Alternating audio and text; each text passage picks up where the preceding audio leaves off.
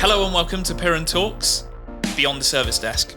Over the next few episodes, our aim is to take you through how we work, how we assess our customer requirements, and what we can do to help in a modern world with cybersecurity threats, business technological requirements, and all of the bits in between.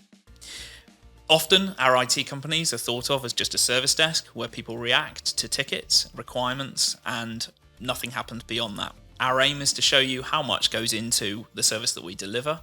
We'll be introducing over the next few episodes a number of customers, a number of technologies, and guiding you through that process. I'm going to hand across now to Dan Pugh, Managing Director of Piran Technologies, to give you a little bit of history about Piran. Thanks, Sam. So we started Piran in 2004. At that point, we were reacting to a situation which was I had previously worked up country in London and then Bristol, always trying to move back towards Cornwall because I came from Cornwall. And I took the first job I could at a company called AC Systems, who then basically went kaput after about 3 months after I was here. And I needed to eat and put food on the table for the family. So at that point, myself and another guy called Mark basically hit the road and carried on supporting the customers that we had been supporting in the past. And at that point, it was very different from it is now. I don't know. Cornwall seemed smaller at the time. And we were focusing on traditional servers, and there was a lot of people with ISDN. Broadband even was a kind of distant glint in people's eyes. And we continued along that vein, but with a history. Like my history was supporting developers in the past. Who worked for big web development companies and looking after really big websites and more complicated systems. And I kind of wanted to bring some of that to the work I was doing with because I enjoyed it. And so we focused on, I guess, trying to kind of modernize the approach to IT services in Cornwall. So that began with things like partnerships, like Microsoft and Cisco.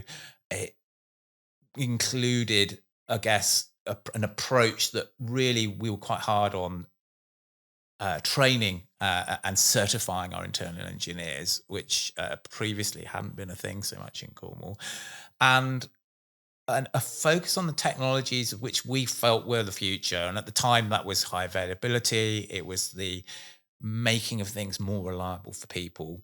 And quite soon thereafter became the cloud. So we became kind of Google partners in around 2006, 7, I think it was, and grew that, first of all, through Microsoft, when Microsoft suddenly realized that the cloud was a thing and started what's called, originally it was called BPOS, but Office 365 it became, in the Office 365 beta program in about 2010. By about 2013, we'd moved, I think, something like 92 or 93% of our customers across to Office 365. Way ahead of most of the providers in the UK. And Microsoft themselves were calling us and saying, your growth is kind of unprecedented across the UK and Europe at the time. We tried to push back on them a little bit because at the time, what they didn't realize is we were a small company in Cornwall and we'd already moved everyone. They were kind of thinking, we're going to have this growth every year for the next 10 years. And we're like, no, what happens when we run out? Everyone's done now. What's next? But that was a really good thing in that it forced us to reinvent ourselves, how we looked at our own technology, how we looked at our customers' technology, and adapt how we worked so that we could apply it to our customers. One of the things we've always, since we started, as Sam will hear me often going on about this, is we basically like to take technologies and use them for ourselves. So we used Google, we used Microsoft for ourselves before we unleashed it on our customers. The same with SharePoint, OneDrive, and everything that went with that, the Azure, the hosted servers, and all the technologies that went with that. Where did that live? I mean, we basically then continued along that vein for 20 odd years at that point, which is, I think it was our 20th anniversary just a year or so ago. And we have, I would say, grown our capabilities, our experience, our proficiency at delivering that via things, fine tuning, adopting standards like ISO 27001 was a tough one, for example, but starting with 9001, which is quality, trying to grow our ability to take on board customer feedback and work with customers to be the trying to deepen that relationship with all our customers as well, so that we really try, so we're really able to understand what people want. The worst thing I have kind of seen in IT providers when I see them is they become kind of almost like a detached part of the organization. And IT companies should almost be part of the organization that it's delivering services for. The idea is not just that people get phoned up because something is broken and we fix it, a break fix relationship, as it were, but that we're thinking about the business as a whole, what it's trying to do, where it's trying to go, and therefore we can be a part of defining the strategy for that organization. That means we know how the company works, what they want to achieve, and that enables us to deliver it as if we're part of the team, which I think hopefully comes across and allows us to deliver a good service effectively. It makes us a bit more than just an outsourced arm, basically, Yeah. of any one organization. I think over the 7 years I've spent with Piran, that model has continued, investing in training with our engineers, investing in training with our staff, both from a compliance point of view through Emma with ISO 27001, 9001, etc. It's clear over the years that that's still an important part of the company, and it's nice to work for a company in Cornwall whose core values are exactly as they were in 2004. And that's, a real testament, I think, to what Absolutely. yourself and Alex have created over the years. Obviously with Mark initially in the beginning, which is a huge testament to what has happened over the years and the growth. It's been an exciting 7 years at Piran, or nearly 7 years at Piran. So from that perspective, supporting customers like Matt, for example, in Ward Williams, with their growth, their technology requirements, and being a part of assessing what's next for organizations. And that's that model is still clear to this day, which And it's is the it's fun great. bit, is the bit I like, is what makes my life interesting is not thinking about fixing someone's Outlook. It's thinking about what are people going to be using instead of Outlook Yeah. in the future? What are we going to be doing in the future? What are our customers going to be doing in the future? And I really enjoy that. And it's not just the technology as well. Like we were talking earlier about AI, and I'm sure we will again probably in the next few minutes. But in terms of things like ISO as well, and certifications and standards, the one we're looking at now, which I know Ward Williams also a big Mhm. part of his B corporations. A number of our customers have looked at that. We've been looking at it as well. And the good thing about that for me is it does fit with the ethos that we already have as an organization, which is really good. It's a nice feeling to, I guess, not just get a badge, but to get a badge that is certifying that you're doing, Mhm. you're walking the walk as well as talking the Quite. talk. Yeah. And I think that's what I enjoy about work a lot. I'm looking forward to that as the next part of the journey, along with the finding out about the new technologies along the ride, as it were. Yeah, absolutely. Well, that takes us into, obviously we've touched on Ward Williams. The other gentleman on the sofa today is Matt Bromley, Perfect senior segue. partner at Ward Williams. So we'll hand across to Matt to cover a brief history on Ward Williams, and how we've assisted Ward Williams with their technology requirements over the years. Lovely, thanks, Sam. So, Ward Williams, we are an independent construction consultant, been in existence now for coming up for 50 years, just over 50 years now. Um, Primarily sort of focused initially in the southwest. Head office is still deemed to be Truro as well, but we've grown over the last. I mean, I've been with Wards now for 14 years, and it's definitely gone through a transition of adapting the way we operate really as a business. Going through, we've moved on from very much a traditional limited company type thing, and moved to a limited liability partnership, to ensure the business has got that level of custodianship at its core, really, to ensure that people coming through the business have got the opportunity to feel part of the business, to have a say as well. We operate out of 7 offices up and down the country. And we specialise in quantity surveying, project management, building surveying, and we tend to punch above our weight really with how we operate and who we operate with.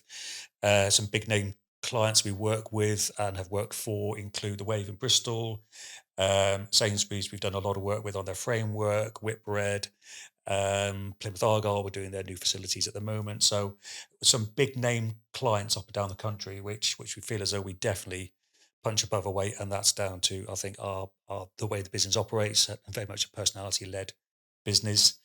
You mentioned B Corp. We were the first chartered surveyors in the world to become a B Corp certified, and that's really at the heart of our business. That sort of changed the way the business has really sort of operated for the last number of years since we achieved it. And it is the three sort of cores of the business, which is the people, place, planet. And that's our three sort of pillars, really. And if you get those right, look after your people, look after the places you're in and the planet, the profits will come naturally. But we don't chase turnover, we don't chase profit. It's actually doing the right thing. And as I said, the model we have at the moment is one of custodianship, whereby the partners in the business, me being one of them, are running through the business, leaving it better than for the new cohort coming up behind us. So we're not building the business to sell. It's not that model. It's one of pure custodianship and just running through and making sure we leave the business in a better place, both for our people and the planet as well. We were also fortunate enough to receive the very last Queen's Award for Sustainability in 22, which we're very proud of. And we've also been put forward as well for a new King's Award going forward as well. So basically, as a business, we sort of operate as a really sort of trusted partner to everyone we work with. And we've been with yourselves, Piran, now for X number of years. I think it's well before I joined as well. So I think we've built that relationship through the years, and it's been, I think we've both grown together. Yeah. And you've taken us on a journey whereby we needed to go to with regard to our infrastructure and our tech as well, which has been great. And going forward, like you said now, is and we've already started that conversation, is how you can help us and influence in our strategic direction going forward. Yeah. We've got a 5-year strategic plan now for the business. And at the heart of that is IT, data, AI, and how we can be more efficient going forward as a business. So we're engaging with you guys to come along, look at that plan, help us inform the plan and work out where we need to go from an IT data point of view to make sure we get there. And hopefully you'll feel part of the journey, part of the business through doing that as well, because we definitely can't do it on our own. And we need somebody who knows our business, and you do know our business inside out. And we need you there to help us sort of move through that next 5 years and beyond then. And it's very much looking forward rather than being reactive. It's the proactive nature of how you help us, really, which is going to hopefully enable us to get there. I don't think we've had a week we haven't spoken since. No, that's true. Since you took over. But it's the constant dialogue. It's just making sure we keep up to date with things. Absolutely. If you need something answering, we need to give you the answer because you're doing it for the good of the business. Yeah. So we try to be as reactive to those sort of queries and questions as quick as possible. Sometimes we're a bit slow, we get that, but actually, there's a reason for that, and because the trust level is there, which is exactly where we want to be. Yeah, I think that trust level was particularly important during a recent event at Ward Williams. So, part of your strategic plan over the years has been to improve your security posture, as most organisations are. Cyber Essentials has obviously tapped into that quite heavily, and I know wards have got a number of contracts that are dependent on Cyber Essentials. Very much so. Do a lot of defence work as well, and we're finding now more and more clients and frameworks that we're actually being asked to join and adopt. They are requiring Cyber Essentials as a minimum now. Yeah, we're seeing a lot of that as well across all of our customers. Yeah. And we've got 270 odd regular monthly customers at this point. And initially, when Cyber Essentials came out, it was quite niche almost. People didn't really know what it was. And whereas now people not only know what it was, they are incentivized, they're interested in achieving it and actively engaging in the process a lot more rather than doing it because it's just a box ticking Quite, process. And I think that's with good reason. There are lots of frameworks that can be applied in IT, and some of them are quite dry. Putting it mildly. But it's actually quite refreshing. Like with B Corp, it's quite refreshing to hear you talk about that in that way. It's kind of identify with that as well on a personal level in terms of running a business.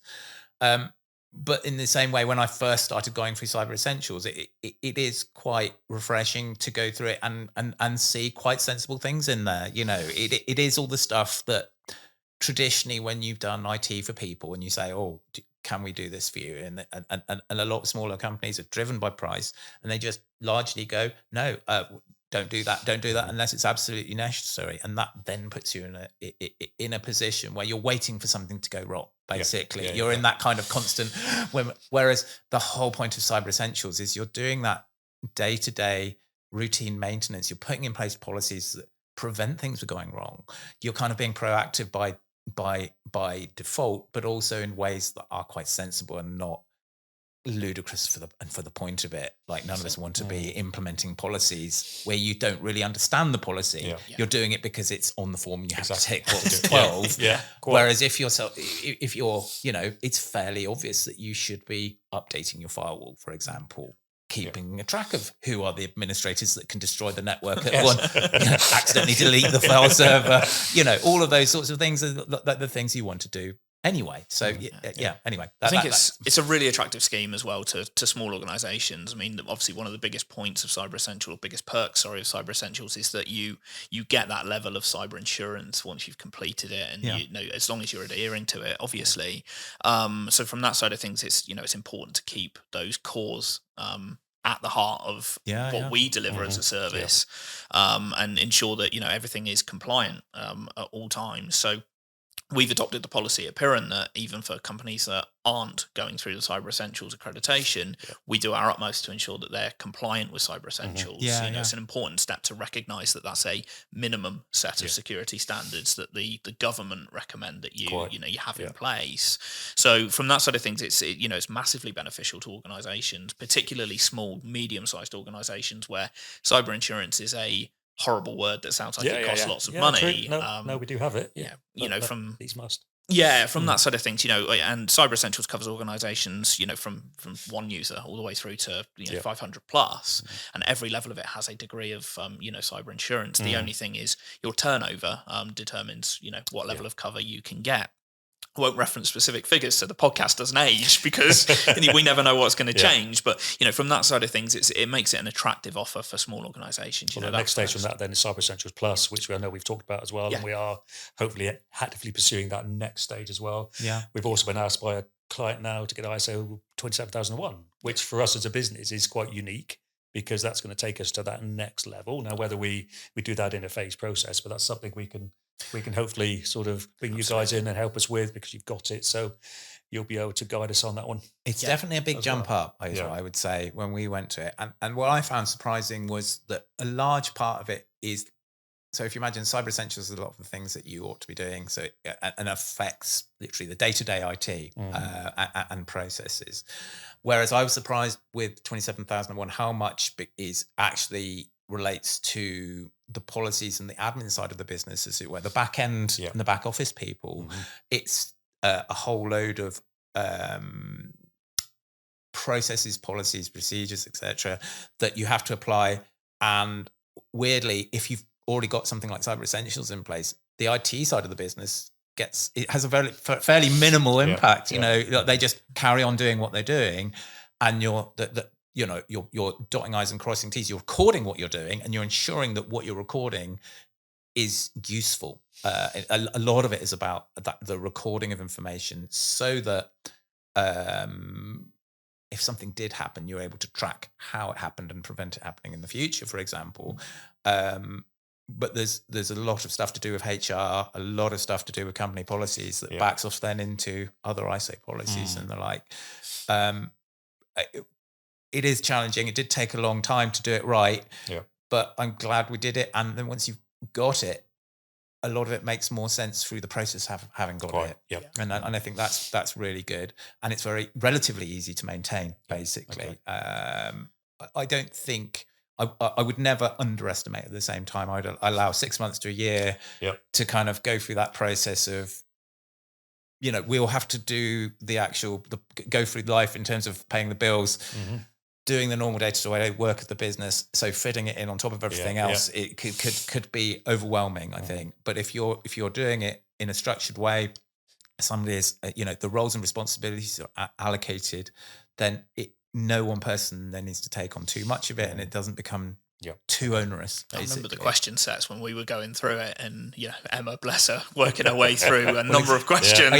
Almost to contradict us entirely. For ourselves, a lady in our office, Emma, who you may have spoken to, but she's absolutely amazing and fantastic at ISO at all levels, and she has worked with all of us basically to make that happen, as well as on a lot of our other certifications. And so hopefully she isn't. Well, she's the only person doing it. Sounds like we need to arrange a meeting next week then. By the sounds of it, to kick things off. Yeah, but she's a great resource for being able to explain and liaise, communicate, and that is what's required. It's very easy for something like ISO to become, Bob's doing it, and then and then the whole of the rest of the business can not know it's happening, and then somebody one day appears in the meeting and goes, we've got ISO 27001, and if that happens, then there's something wrong fundamentally, because a big part of it is people in the organization knowing some level, maybe not the full nitty gritty as it were, but they're still going to know some level of what's entailed, what's involved, and what have you. It's important, I think, as administrators of our own network, Dan, that we understand the ISO requirements as well, because when we're implementing new users and user accounts, we know who needs what, and they can't have more than they need. Absolutely. Naturally. But also we could be, as Sam and I could be sitting there as account managers, setting new procedures internally for the organisation, breaking things faster than Emma can fix them as well. If we don't know, then employed. Exactly, it's going to keep her too busy. Because there is a certain amount of things, and again, it's this admin side of things. Like you have approved suppliers, you have an approval process for employees when they come on board. In terms of managing employees are one of the biggest risks to security. Absolutely. Obviously. Absolutely. It does feel a bit like you're starting work at GCHQ or something like that when you're going through the process. But, I remember signing the forms for the background checks and all sorts of bits and bobs as part of that process. Oh, absolutely. Yeah, it was. It's eye-opening how far it goes, but highlights how important we as an organisation take your data as a customer and access to your systems to ensure that we're employing the right people. We're not employing state-backed people who have malicious intent. So from that side of things, it is testament, and I think taking it back to Cyber Essentials and the relationship that we've developed over the years with yourself, Matt, and other primary points of contact in the past enables us to, as happened recently, if I message you and say, Matt, I need to talk to you urgently. That urgent Teams message was noted, and we spoke within 10 seconds of that message coming through. We literally did. Are you onto the event in question? So, I mean, if you don't mind covering it with us, Matt, essentially, what happened with Ward Williams was we identified a pattern of unusual behaviour on the network. Thankfully, the unusual behaviour in question was external to the organisation at that point in time, but was at risk of becoming internal. So we immediately contacted you as our primary contact, ran through kind of what was happening, and that relationship enabled Matt and the two of us, essentially, Matt, to have that ability to go, this is what we need to do, and we need to do it yesterday. So being able to openly chat about exactly what was happening, provide you a good level of understanding, indeed, and what we picked up, how we picked it up, and take those next steps. I think without going into too much detail of what actually happened and how we picked it up, it does relate to the supplier based incursions that were kind of in the news earlier in the year, and vectors of attack coming in, which are new, I guess it would be the same, and identifying the vectors that were triggering particular logs and events on the system, and us picking up on that and then being able to kind of basically inform you, and as a result of that, changing the layout of the WAN internet-facing systems in such a way as to protect Ward Williams in a kind of an ongoing basis, basically. So I think, it's topical. I think is absolutely, the I mean, and it highlights the importance of that security, and dealing with organisations that you have trusted relationships with. The likes of, to mention M&S, for example, has obviously been massive news of recent. It's putting those systems in place and taking those next steps then to ensure that something like that doesn't happen to them again. And I'm sure they're going through those conversations as we speak, if they haven't already completed and signed off. But from that side, it's an unusual one because it wasn't just M&S as one thing, but they kind of went horizontally, was it through this?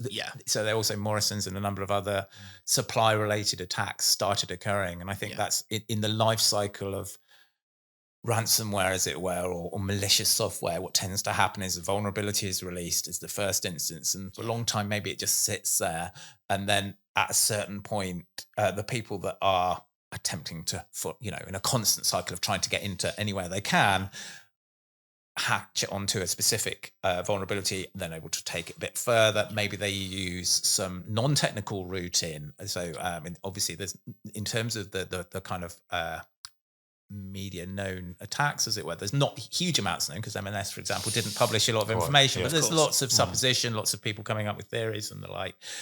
And this same is true of the AWS issues that happened earlier in this week, as it were, which people have a rough idea through the back doors of kind of what happened. And then what tends to happen is those kind of highly personalized and targeted attacks evolve and become passed through probably the dark web to an extent through to other nasty players who are then able to then use them in a more automated process, a way of basically then attacking as many different organizations out there as possible. So you see something that is very, very targeted become very, very common relatively quickly. So when we see something like that, not only is it important to protect you, but then also we know that we're going to start seeing that and all of our other customers fairly swiftly thereafter. Which I think surprised us because we didn't believe as a business we were open to cyber sort of attacks at all, because of what we do. Okay, we do hold sensitive data for projects and clients and like, but we didn't see ourselves as a top sort of priority for attacks at all. And that's not, we weren't being blasé about it, but I think when you made that call then and you identify where the threats was likely to come in from and is coming in from, I think we were able to react quite quickly, because I think you pitched it at just exactly where we needed it to be. The level is here, we need to do this. And we were able to react very, very quickly and notify our staff and just make sure the threat level internally was reduced accordingly, really. But I think it was just having that, as you said, we didn't believe we were open to risk, but after that conversation, it's a case of anybody's open completely. So, and that's why, and with the relationship we've got, I think it works so well, and we managed to resolve it within a very short space of time. I think it was about 12 hours. 12 hours, I think, of sort of sleepless sort of nights as well. But I think it was a testament really as to just, I think hopefully you knew you could contact us or me and trust me to do whatever I need to do internally. Because I remember Sam saying, I talked to Matt. I know how we're at. And then 5 minutes later, Dan saying, do you want me on the call? And I went, no, it's fine. I know Matt well enough to be able to have this conversation. To trade people in the business, I think they know, if, especially with what I do in the business, is actually if I say there's a threat and we need to do something, people will hopefully listen, and it's not a scam at all. So the business reacted really, really quickly, did everything they needed to do. And your guys worked tirelessly then to sort it out for us, really, which is great. But what amazed me was I think you quoted 2.5 million hits on the business, wasn't it? It was something, a number of authentication attempts. Incredible, really, for business like us, of our size, what we do, you just wouldn't believe it. But it is that random nature. Well, we also, as part of the debrief, Matt, I think we covered the conversations that we'd had in relation to Cisco, and Cisco had identified that was approximately 20 to 25% of their caseload at that exact moment in time. So, I mean, that highlights how widespread these attacks are and how how much they're ongoing going all the time. Yeah, we thought we were special, but we weren't that special really. So No, you're very special. But no, that relationship enabled us to react accordingly. There were obviously a number of meetings that were going on whilst you and I were talking internally between Dan and the engineers, just assessing exactly where we were. And it's important to note that attack attempt was unsuccessful. Absolutely. And from that side of things, we managed to catch it early as a result of the security measures that we've implemented over the years, partly down to cyber essentials, but also some common sense elements to the security. And that enabled us to take conversations forwards with other customers who we naturally then turned our attention to who else could be vulnerable to this attack method. So from that side of things, an email chain went out. You were obviously not part of that because you've been through the process, but an email chain went out to other customers where, they were potentially at risk. And that relationship, again, with our customers has enabled us to work through the majority of them. And, those that haven't yet are pending meetings to have those conversations in relation to it and get it resolved. So from that side of things, again, a testament to, what we do as an organisation and the relationships that we build, really meant that that conversation was heard, appreciated. It comes down to the basics of the service level agreement that we got with you. I think it's in sufficient detail to ensure that both parties between us have got that level of trust, and if something needs to be done, it's got to be done for a reason. Absolutely. Really. So that's why we react and you react. So. Yeah, we take our service levels very, very seriously, I think. Absolutely. It's partly because we're very process driven, hence all the ISO and what have you. But it's very easy to write a service level that is kind of meaningless. Like you've all seen it in it's a response time, and then included in the response is the email that you automatically get when you open the ticket. And we don't do that because it makes it meaningless. If your SLA is based around an automated process that auto replies, and so it's always 100% 1 seconds, then your KPIs look wonderful. Your KPIs look wonderful, but actually what that allows is everything to slip underneath it. And we want our KPIs and our SLAs to reflect the reality, because otherwise we're just all kidding ourselves, basically. That's why we publish the stats. Wrong, you're the emperor's clothing at that point. Well, you only see the benefits when we come across an incident like we did. Yeah, absolutely. But actually, then it all kicks in, and suddenly it does work. Well, that's why we publish our statistics, as Dan said, onto the website. Every month we upload the number of tickets that we've received in that month, the number of those that have met SLA, and our customer satisfaction score. And they are at the heart of what we do. Every single survey result is is provided and reviewed and acted on accordingly. Naturally, we hope for 5 out of 5s, of course. It's also useful because you've given us access to the portal as well, so I can go in and see what's being raised, look at trends, look at issues, and just also assist you in sort of minimizing the amount of tickets raised. Because if we can change our processes internally, and we discuss this sort of fairly often about trends coming forward, absolutely, we tend to jump on those to try to mitigate the problems as well. So you don't have endless sort of startup issues or laptop go slow issues or something. We need to identify those just to keep things sort of ticking over for the working day and make people's lives easier with the equipment they've got. Which reminds me, your start date is next week, Matt, actually, on service desk. Come and meet the team that support you all the time. that is an ongoing. That's a very a job swap. Really, somewhere. Yeah, exactly. That example is a good example of a kind of stealth issue. Like Windows 11 is what we've seen is when people go from Windows 10 to Windows 11, it's a free upgrade. Great, fantastic. But as a stealth issue, all of the specifications haven't really changed hardware-wise, but actually the real-world specifications of Windows have changed. You kind of do need a bit more RAM. You find there's a lot more adverts and things sort of suddenly appearing inside of Windows, and the attempt to be AI a little bit, but this, that, and the other. All of that is processing power. So what we've found with across the board, and this is where the kind of that dialogue is that kind of like upping of things like the RAM and what have you. And without that dialogue, what you just find is, everyone's just a little bit unhappier as time goes on. As the more updates apply to Windows, the slower it gets, and people are just going, a year ago everything worked. Now I'm finding things just grind, and the spinny wheel is more and more pervasive. And I guess that's where a good dialogue with your IT team which is what we've had, because now we're looking at the spec of the laptops. We've increased the spec going forward, the processor speed to make sure, plus warranties as well, because between us, we said actually it's wise to increase the warranties on these laptops, even though they shouldn't go wrong. But we've looked at that, plus our infrastructure as well, that we've changed over the last couple of years to make it a little bit more robust, that we've put a little bit up in the cloud somewhere, and we've kept some hard servers as well. But ultimately going forward, there'll be the next phase of that then to take us to the next level. But that's the ongoing dialogue we have with you guys all the time. That's where when we went to 27001, it was rather than, so when we're 27001, there's a big part of it is, say, if you have servers, or is the actual physical securing of those servers. So it's not an IT thing again at all. It's like, have you got bars to the windows? Have you got access and control to the room? And have you got logging of the access control to the room that the server's in order to secure it? And so for us, that we moved all of our servers to the cloud when we started even thinking about ISO 26, because it allowed me to say to Emma, big tick, it's done by someone else. And that made her life, she was like, oh, thanks very much. That removes like several weeks worth of work.